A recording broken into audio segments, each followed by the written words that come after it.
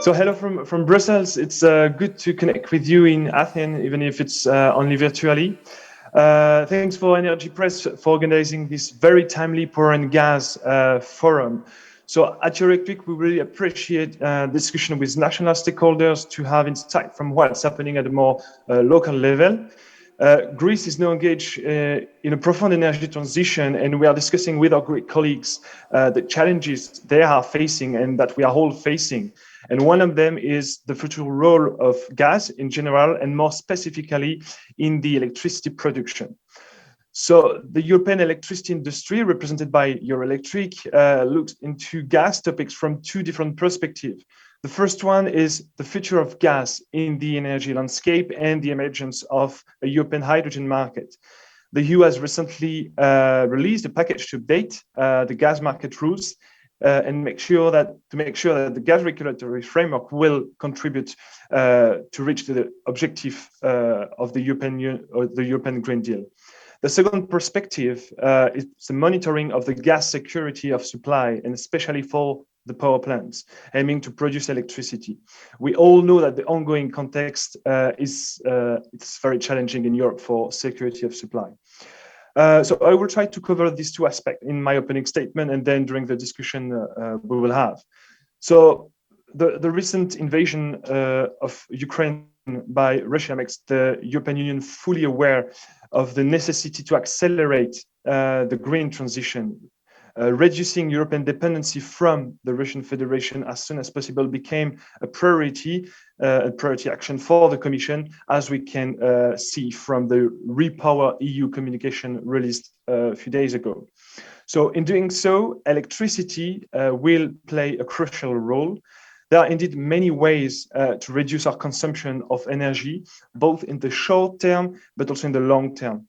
From a long-term perspective, a crucial way to protect the consumer is through engagement and support toward energy efficiency and self-production as a key sustainable way to reduce the energy we need while keeping or improving the comfort level and coping with the expected electrification in the years to come.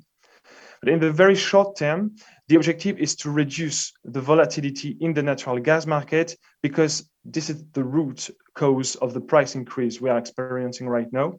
And to do so, the EU is trying to diversify the import routes in order to reduce our exposure towards one specific third country. The European Commission has also released several proposals last week to safeguard the security of gas supply. We might go into the detail in a minute, but I would like to stress that the recent action presented by the European Commission are a first step to coherently respond to the ongoing situation and jointly engage actions.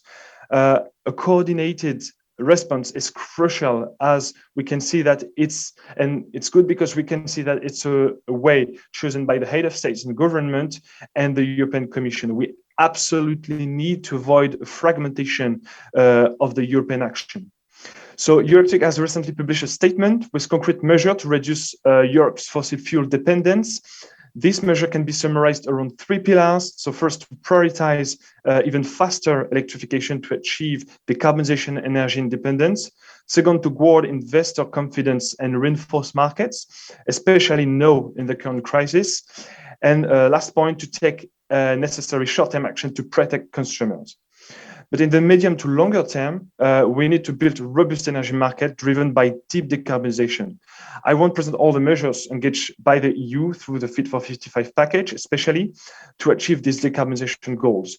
But I would like to finish this introduction, because while we're talking about electricity and gas, I would like to stress the importance of the concept of sector integration, because the energy system of tomorrow will be further integrated and cross-commodity interlinked. It means that many technology will compete on a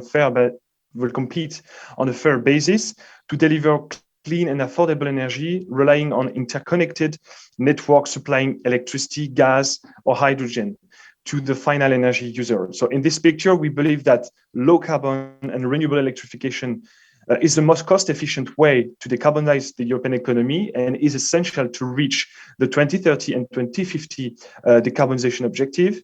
But second, that the smart coupling of electricity and gas systems by using, for instance, power-based solution to produce clean gases, such as hydrogen, is a new dimension to bolster in order to complement direct electrification, accelerate the transition to a carbon neutral economy, and reduce our dependency toward energy imports. And the role of gas will change because the molecule will be used when direct electrification is not possible or efficient.